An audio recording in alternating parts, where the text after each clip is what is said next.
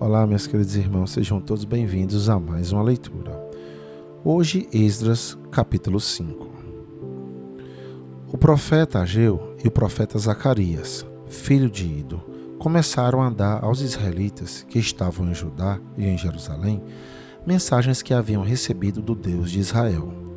Zorobabel, filho de Salatiel, e Josué, filho de Josadeque, ouviram as mensagens. Então começaram a reconstruir o templo de Jerusalém, e os dois profetas os ajudavam. Quase ao mesmo tempo, Tatenai, o governador da província do Eufrates Oeste, e Setar-Bozenai e os seus companheiros foram a Jerusalém e perguntaram: quem deu ordem para vocês reconstruírem este templo e consertarem essas muralhas? Eles também perguntaram os nomes dos homens que estavam ajudando a reconstruir o templo.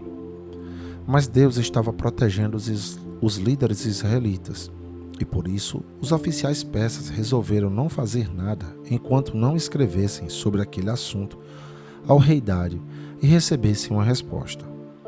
O relatório que Tatenai e Setar-Bozenai e os seus companheiros mandaram ao rei foi este: ao rei Dário, que o Senhor governe em paz. Levamos ao seu conhecimento que fomos à região de Judá e vimos que o templo do grande Deus está sendo construído com enormes blocos de pedra e que as vigas de madeira estão sendo colocadas nas paredes. O trabalho está sendo feito com muito cuidado e a obra está indo depressa.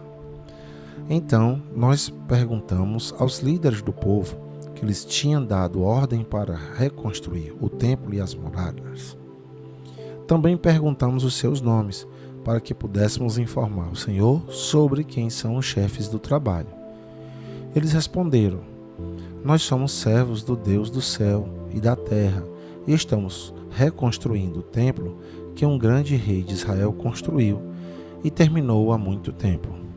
Porém, os nossos antepassados fizeram Deus do céu ficar irado, e por isso ele deixou que fôssemos conquistados por Nabucodonosor, rei da Babilônia, que era natural da Caldeia. O templo foi destruído e o povo foi levado para a Babilônia. Mas, no primeiro ano do reinado de Ciro como rei da Babilônia, ele mandou que o templo fosse reconstruído. Também devolveu as vasilhas de ouro e de prata que o rei Nabucodonosor havia tirado do templo de Jerusalém e colocado no templo da Babilônia. O rei Ciro devolveu essas vasilhas a um homem chamado Sesbazar, que ele havia nomeado governador de Judá. O rei mandou que Sesbazar as levasse de volta para o templo de Jerusalém. Mandou também que reconstruísse o templo no mesmo lugar do primeiro.